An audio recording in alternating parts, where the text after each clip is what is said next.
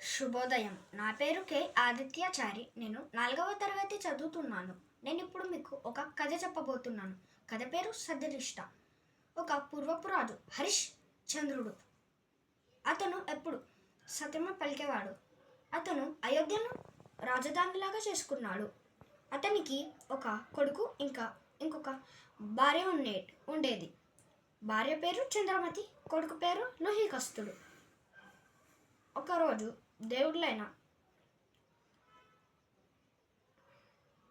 విశ్వామిత్రుడు ఇంకా ఒక మహర్షి అనుకున్నారు, ఈ హరిశ్చంద్రుడు సత్యం పలకకుండా మనము ఒకసారి అబద్ధం పలికేటట్టు చేద్దాం అని ఇద్దరు పందెం పెట్టుకున్నారు.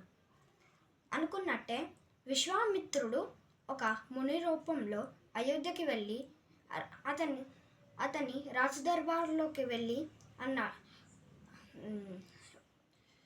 హరిశ్చంద్రుడితో అన్నాడు, నేను 2 నెలల తర్వాత ఒక యజ్ఞాన్ని పెట్టబోతున్నాను.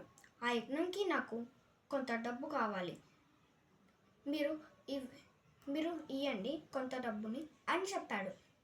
అప్పుడు హరిశ్చంద్రుడు అన్నాడు, ఎన్ని డబ్బులు కావాలి చెప్పండి ముని అన్నాడు. అప్పుడు ముని చెప్పాడు, ఒక పెద్ద ఏనుగు మీద ఒక పొడవాటి మనిషి ఒక రాయిని విసిరితే ఎంత దూరం వెళ్తుందో అంత ధనం కావాలి అని చెప్పాడు. దీనితో సరే ఇస్తాను, ఎప్పుడు ఇవ్వాలి అని హరిశ్చంద్రుడు అన్నాడు. అప్పుడు నాకు మీరు ఇప్పుడు కాకుండా 2 నెలల తర్వాత ఇవ్వండి అని చెప్పాడు.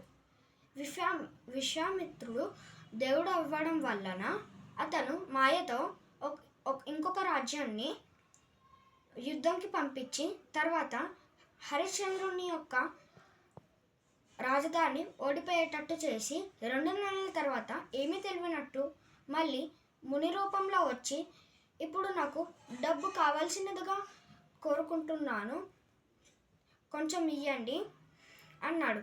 అప్పుడు హరిశ్చంద్రుడు అన్నాడు, ఎదురు రాజధాని వచ్చి మమ్మల్ని మొత్తం యుద్ధంతో ఓడిపేసింది. ఆ యుద్ధంలో మేము ఓడిపోయాము. నా రాజధానిని కోల్పోయాను, అలానే నా డబ్బుని కూడా కోల్పోయాను అని చెప్పాడు. అప్పుడు హరిశ్చంద్రుడు చెప్పాడు, నాకు కొన్ని రోజులు గడువు ఇవ్వండి, నేను మళ్ళా మీకు ఇచ్చేస్తాను అని చెప్పాడు.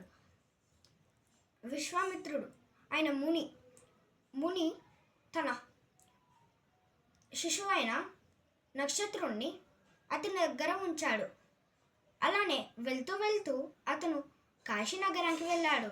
కాశీనగరంలో ఒక డబ్బున్న బ్రాహ్మణుడికి అతని కొడుకుని ఇంకా భార్యని అమ్మేశాడు. తర్వాత అతను ఒక శ్మశానం కాపరిగా ఉండిపోయాడు. వచ్చిన డబ్బంతా శిశువైన నక్షత్రునికి ఇచ్చేశాడు. అలానే ఈసారి కూడా హరిశ్చంద్రుడు ఓడిపోకుండా గెలిచాడు. ధన్యవాదములు.